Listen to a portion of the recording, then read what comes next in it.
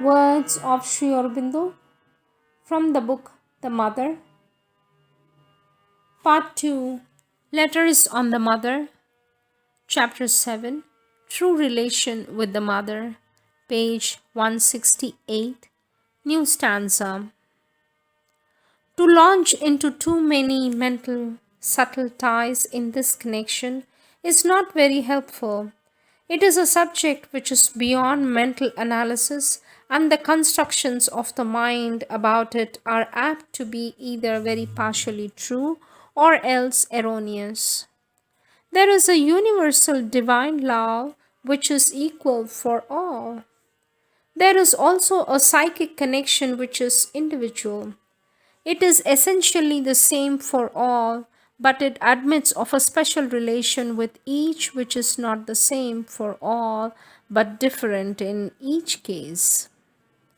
This special relation stands apart in each case and has its own nature. It is, as is said, sui generis, of its own kind, and cannot be compared, balanced, or measured with other relations, for each of these again is sui generis. The question of less or more is therefore perfectly irrelevant here. It is quite wrong to say that the mother loves most those who are nearest to her in the physical.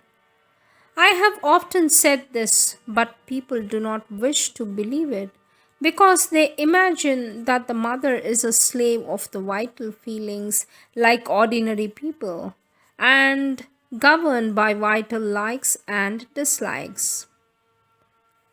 Those she likes, she keeps near her. Those she likes less, she keeps less near. Those she dislikes or does not care for, she keeps at a distance. That is their childish reasoning.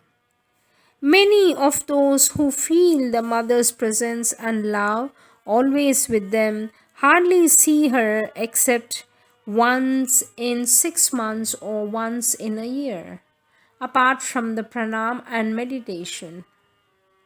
On the other hand, one near her physically or seeing her often may not feel such a thing at all. He may complain of the absence of the mother's help and love altogether or as compared to what she gives to others. If the childishly simple rule of three given above were true, such outbursts would not be possible. Sri Aurobindo continues to say, whether one feels the mother's love or not depends on whether one is open to it or not. It does not depend on physical nearness. Openness means the removal of all that makes one unconscious of the inner relation. Nothing can make one more unconscious than the idea that it must be measured only by some outward manifestation instead of being felt within the being. It makes one blind or insensitive to the outer manifestations that are there. Whether one is physically far or near makes no difference. One can feel it being physically far or seeing her little. One can fail to feel it when it is there, even if one is physically near or often in her physical presence. Date 11th June 1935.